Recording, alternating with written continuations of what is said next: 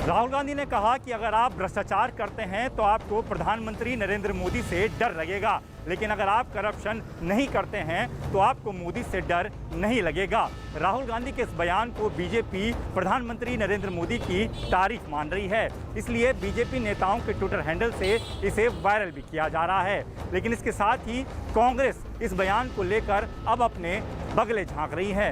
कांग्रेस को ये समझ नहीं आ रहा कि जो बयान मोदी सरकार पर हमला करने के लिए दिए गए थे वो बयान आखिर उनकी तारीफ में कैसे तब्दील हो गए। अब आपको क्या डर लगता है फोन इस्तेमाल करते हुए? नहीं, देखिए मुझे कोई फर्क नहीं पड़ता। देखिए सिंपल सी बात है, इंडियन पॉलिटिक्स को आप समझना चाहते हैं, अगर आप भ्रष्ट हैं, अगर आप चोर हैं, आपको डर लगेगा। मोदी से आप डरोगे। अगर आप भ्रष्ट नहीं हो, अगर आप चोर नहीं हो, मोदी से आपको बिल्कुल डर नहीं लगता, हंसी आती है। सिंपल सी बात है। मुद्दा फोन टैपिंग का, मोर्चाबंदी कांग्रेस की और महाभारत हुई संसद में। फोन टैपिंग के मुद्दे पर संसद में कांग्रेस पीएम मोदी के खिलाफ हंगामा करती है और संसद ठप कर देती है। लेकिन संसद के बाहर राहुल गांधी ने जिस अंदाज में बयान दिया उसे सुनकर सभी हैरान हैं। और आपको क्या डर लगता है फोन इस्तेमाल करते हुए? नहीं, देखिए मुझे कोई फर्क नहीं पड़ता। देखिए सिंपल सी बात है, इंडियन पॉलिटिक्स को आप समझना चाहते हैं, अगर आप भ्रष्ट हैं, अगर आप चोर हैं, आपको डर लगेगा। मोदी से आप डरोगे। अगर आप भ्रष्ट नहीं हो, अगर आप चोर नहीं हो, मोदी से आपको बिल्कुल डर नहीं लगता, हंसी आती है। सिंपल सी बात है।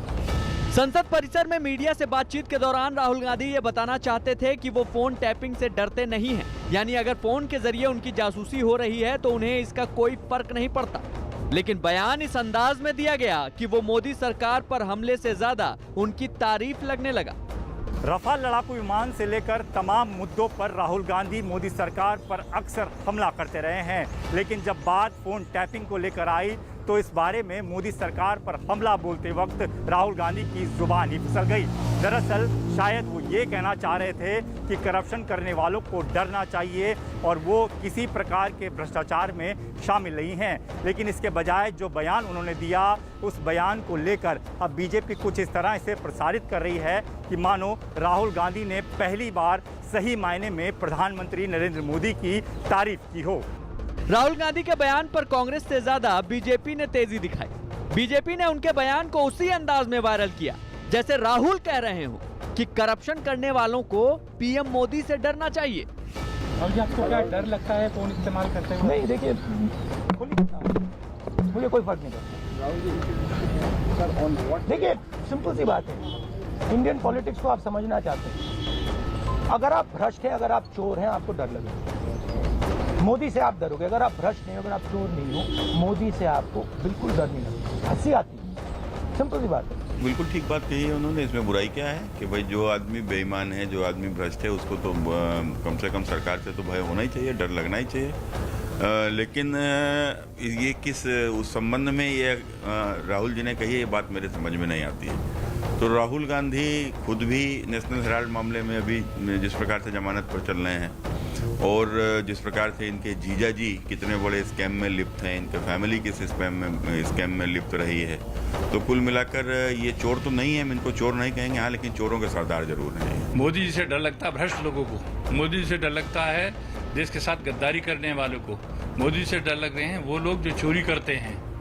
तो ये विपक्ष में बैठे लोग जो तरह तरह के हथकंडे अपना रहे हैं, ये डरे हुए तो मोदी जी से ही हैं, क्योंकि इन्होंने हमेशा, राहुल गांधी हो, इनकी पार्टी हो, सारे घोटाले इनकी टाइम में हुए हैं। सियासत में बयानों का बड़ा महत्व होता है। राजनेताओं के बयानों पर संसद से लेकर सड़क तक मुद्दे बनते और बिगड़ते हैं। खास तौर पर राहुल गांधी के बयानों को लेकर बीजेपी काफी सजग रहती है, इसलिए राहुल को भी अपने बयानों का चुनाव संभल कर करना चाहिए।